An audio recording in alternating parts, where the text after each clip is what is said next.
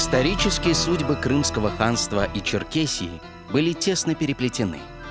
Это были непростые отношения, их нельзя было однозначно охарактеризовать как дружеские или враждебные. Между ними были и вооруженные столкновения, и взаимовыгодные союзы. Ведь хорошо известно, что Крымское ханство имело родственные и политические связи с аристократическими домами Черкесии. Нередко представители знатных черкесских родов через брак своих дочерей или обычаи аталычества становились родственниками крымским ханам либо принцам династии Гераев, реже влиятельным беем и мурзам ханства. Одним словом, уже с XV века Черкесия со всеми ее княжествами приобрела для внешней политики Крыма особое значение. Известно, что Крымское ханство на протяжении всей своей истории имело тесные связи с Северным Кавказом, главным образом с Черкесией, разделенной на удельные княжества, во главе которых стояли потомки легендарного князя Инала, родоначальника кабардинских, беслинеевских, тимиргоевских, атукаевских и других княжеских родов.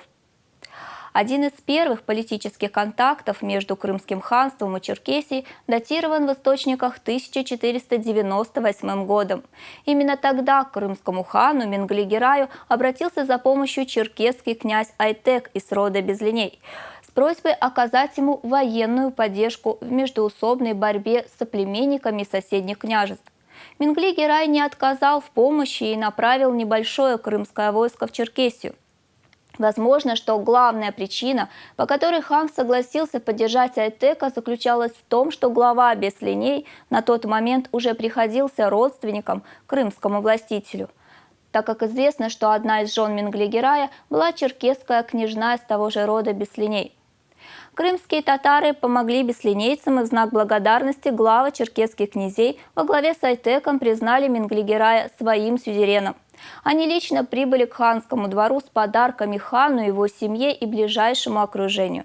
И в торжественной обстановке от лица своих подданных присягнули на верность. Так, первыми из черкесов вассалитет приняли беслинейцы, которые оставались верны своей присяге до последних дней Крымского ханства. Однако стоит сразу оговориться, что не вся Черкесия была готова принести присягу верности ханству. Известно, что в первые годы образования Крымского ханства значительное число черкесов уже проживало в Кефе. В архиве польского приказа сохранилось весьма любопытное сообщение о панике среди черкесов Крыма, вызванной смертью Менгли-Герая. До сих пор они жили мирно и находились под ханской защитой. Однако приход к власти в 1515 году старшего сына Менгли-Герая Мухаммеда Герая их взволновал. Видимо, у них были свои причины опасаться нового хана. Многие представители этой общины поспешили в Керчь с целью переправиться на судах в родную Черкесию. О панике среди черкесов сообщили новому хану. Мухаммед Герай послал к ним своего представителя с письменным обращением, в котором говорилось, что со смертью его отца положение проживающих в Крыму черкесов не изменится, и они могут оставаться на своих местах и жить так же, как и жили при его отце. Остались ли черкесы в Крыму или вернулись на родину, и сколько их было, источник умалчивает. Ясно только то, что черкесы не чувствовали себя в полной безопасности, и такое беспокойство следует прежде всего пояснить назревавшим конфликтом между новым ханом и некоторыми удельными княжествами Черкесии. С ханством Мухаммеда Герая начинаются непростые крымско-черкесские отношения. Частыми становятся просьбы черкесов, принявших верховенство крымского хана, о поддержке в борьбе с враждебными им кланами. Так, в 1518 году Мухаммед Герай принимает решение о походе в земли черкесов во главе с родным братом Калгой Бахадиром Гераем. Поход не принес положительных результатов, но, тем не менее, несмотря на неудачу небольшого крымского войска, к крымским татарам присоединилась еще одна часть черкесов, которая поспешила присягнуть Мухаммеду Гераю. Следует отметить, что, в свою очередь, хан направляет к черкесам не наместника, а посла, что говорит не о прямом административном подчинении, а о признании верховного суверенитета хана. Важно отметить, что отныне черкесы почти всегда фигурируют в составе крымских армий. Одно из ранних сообщений этого рода относится к 1521 году, когда упоминается черкесский отряд в составе войска Мухаммеда Герая в его походе на Москву. Но союзнические и родственные отношения с черкесскими аристократическими семействами не облегчали, а напротив, порой усложняли взаимоотношения между Крымом и Черкесией. Зачастую гераи оказывались втянуты в крайне враждебную и агрессивную атмосферу внутриполитической жизни черкесских кланов, принимали участие в распрях, а порой были вынуждены совершать довольно крупные военные походы с целью смирить противников своих кавказских родственников и союзников. Один из таких походов был совершен Сахибом Гераем I в мае-июне 1539 года. Причиной стало нападение адыгов на ханские города-крепости, расположенные на Таманском полуострове. Крымский историограф Ремаль Хаджа сообщает, что к 40-тысячному крымскому войску присоединились и проживавшие на этой территории женеевцы во главе со своим князем Консавуком, который объявил себя вассалом Сахиба Герая и привел в подданство ханству свой народ. О том, что черкесы из племени Жане, проживавшие на Тамане, находились в подданстве Крымского ханства, сообщает крупный историк второй половины XVII века Хюсейн Хезерфен. А уже в 1545 году к Сахибу Гераю с просьбой о помощи обращается кабардинский князь Эль-Возду, потерпевший поражение в борьбе за власть внутри Кабарды. В этом же году крымский хан снова выступает в поход. На этот раз его армия насчитывает уже около 70 тысяч аскеров. В 1551 году снова состоялся поход Сахиба Герая в Черкесию. На этот раз он был вызван нападением хатукаевских князей Алигука и Антанука на ханских подданных под Азаком. Об этом походе Ремаль Хаджа приводит самоуверенное заявление одного из братьев. «Хан, говорят, идет грабить нас, но мы поведем себя не как жанеевцы и кабардинцы.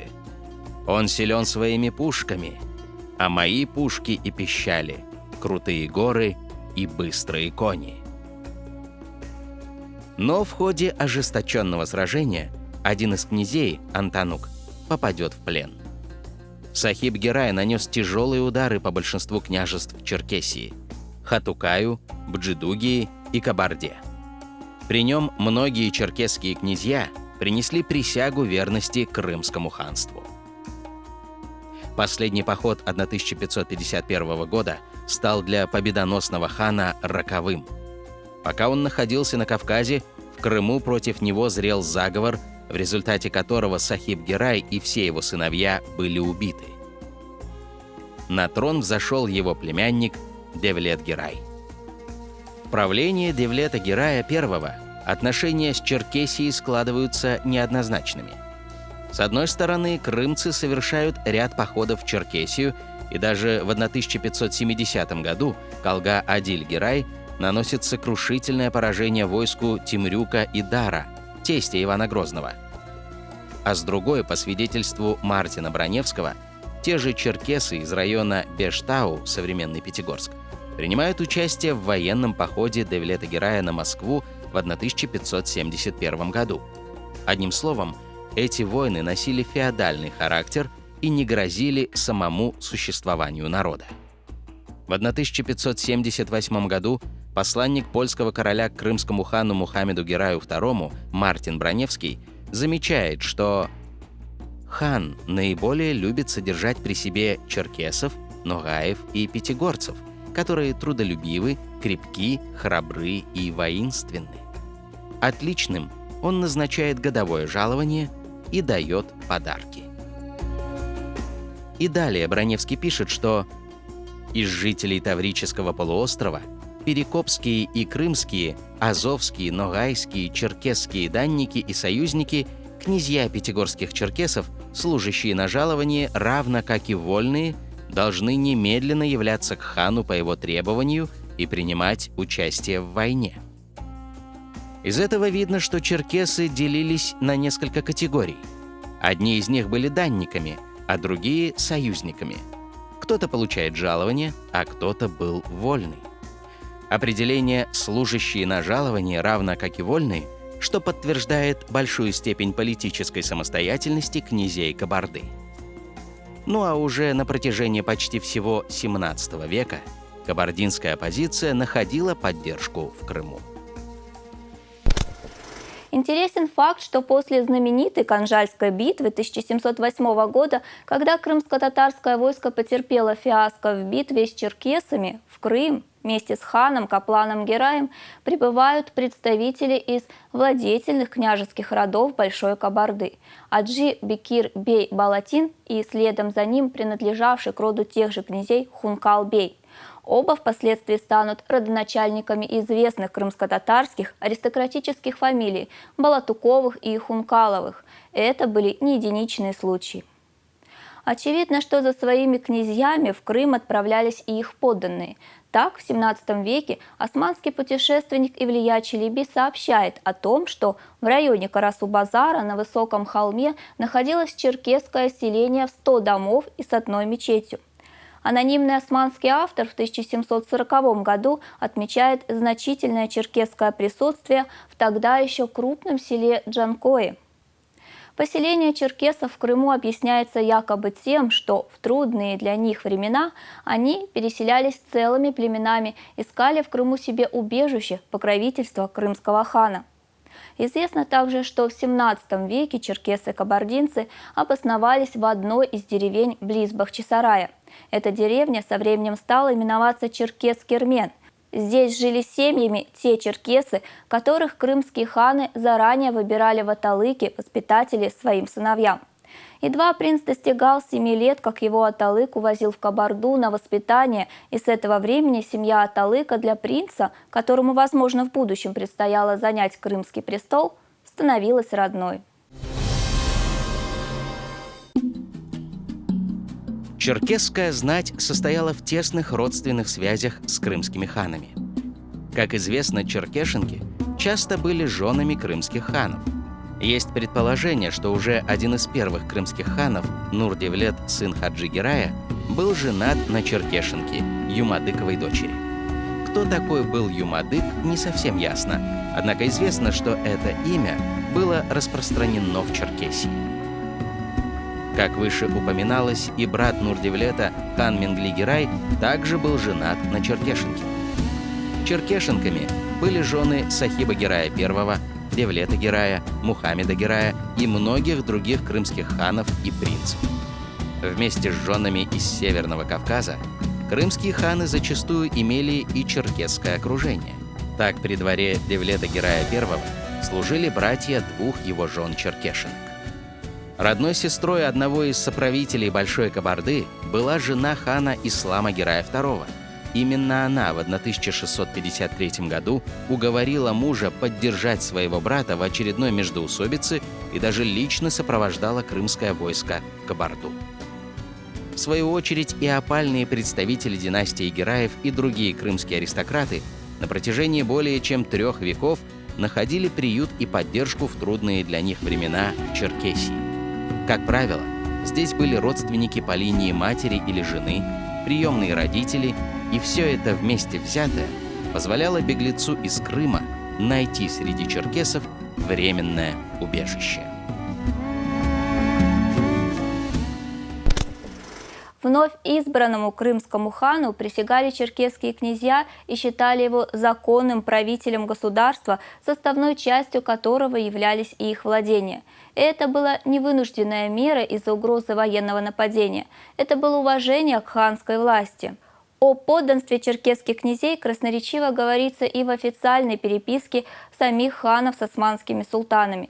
Так, Крым-Герай-хан в 1763 году просил османское правительство прислать специалиста для геологической разведки в подвластных ему черкесских племенах Касай, Каспулат, Беслиней и Шигаке. Конечно же, Черкесия целиком не подчинялась ханству. Некоторые черкесские племена предпочитали полную свободу, каким бы то ни было обязательным отношением к крымским ханам.